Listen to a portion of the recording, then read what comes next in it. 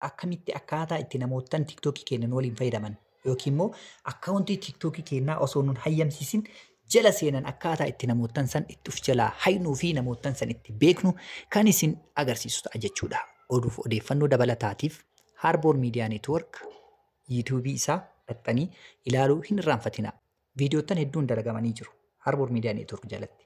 Viidiyootaan hedduu Harbour Media Network jalatti dalagaman hedduu isaanii dhaqaa daawwadhaa. Oduuf odeeffannoo kamiifuu kan isin fayyadu jechuudha.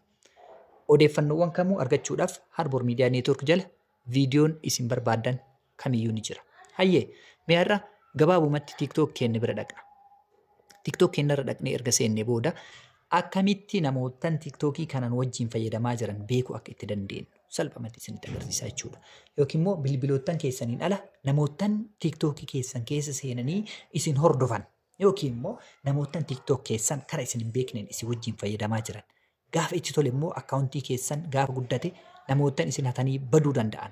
Yookiin immoo akkaawuntii keessan jijjiiratanii isin jalaa namootaan gurgurachuu danda'an mee waliin haa ilaallu jechuudha.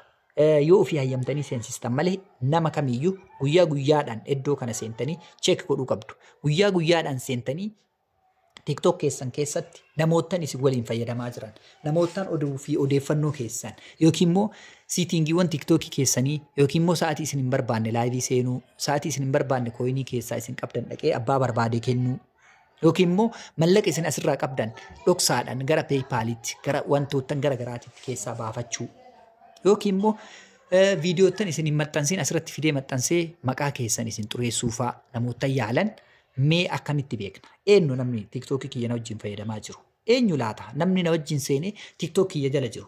Eenyu laata akkaawuntii kiyya kana namni quba qabu?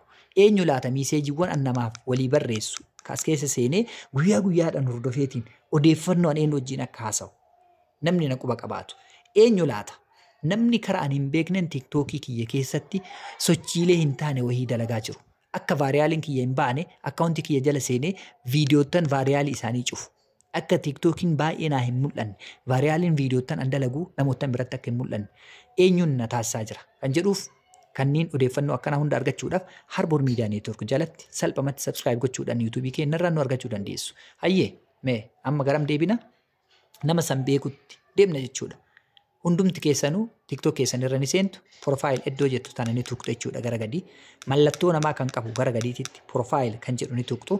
Sana booda mataa gubbarra ol dhuftanii sarara sadii mataa gubbarra jirtu tanatti buutu. Erga isitti buunee isii tuqne booda setting and privacy kan jedhu gara dhumarra kan jiru kana ni tuqna jechuudha. Hayyee erga isa tuqne booda namni nu wajjin fayyadamaa jiru kun eenyu laata? Nama kana amma beekuu barbaanne jechuudha. Eessa tuqna? Security permission kan jedhu kana tuqna. Security permission kan jedhu erga tuqne booda eessa bira dhaqna? Kallattimaan manage device kan jedhu bira dhaqna jechuudha. Manage device bilbilootaan iddoo itti adda babaafannu jechuudha. Eenyu fa'a akka nu wajjin jiran bilbila eenyu fa'atu TikTokii kana keessa akka jiru waliin ilaalla. Mee kiyya kana keessa eenyu jira laata? Gadi tuqee jira. Sana booda tokkoo isaatiin namootaan TikTokii keessan keessa isii wajjin jiran haala kanaan baasa. Namootaan hedduutu jira na wajjin. Namootaan hedduu jechuudha. Namootaan hedduu ajaa'iba rabbiiti. Nama kana hunda beektaa waan jettan kun laaptooppii kiyyaa, kun deesktooppiiwwanii, kun bilbilootaan kiyya biraati. Hayyee namootaan kunniin as jala jiranii namni kun hundi na hordofaa jira laata? Ajaa'iba. Namni kun eenyu laata? Kun bilbilootaan nama ittiin haasaa jiru bilbila ittiin isinii waraabaa jiru. Kun immoo bilbila kiyya iPhoneii isa yeroo hunda viidiyoo ittiin dalagu. Inni kun immoo bilbila kiyya isa biraati jechuudha. Namoonni kunniin hundi eenyu laata? Mee amma akkamitti namootaan kana baasuu dandeenya kan jedhuuf jalqaba iddoodhuma tana tuqna dhufne diileetti tajettu mallattoo diileettii kana ni tuqa isinitti agarsiisa fakkeenya. Haqee jira amma kana keessa diileetti itti bu'an mallee deebi'ee haqee jira. Haaluma kanaan namootaan isin jala jiran san tokkoo isaatiin maal gootu jechuudha? Haqxanii dhabama isaan taasistuu jechuudha. Bilbila keessan malee namni biraa osoo isin hayyamin as jala seenee isin waliin akka hin fayyadamneef. Mee amma karree fi baay'atee jiru san akkaawuntii kiyya jira. Karree fi baay'atee as jala jiru san tokkoo isaatiin akkaataa itti haqeetiin keessaa balleessu akkaataa itti TikTokii kiyya kana qulqulleessee ani qofti itti fayyadamu salphumatti isinitti agarsiisaa jechuudha. Amma meeqarra gahee jira?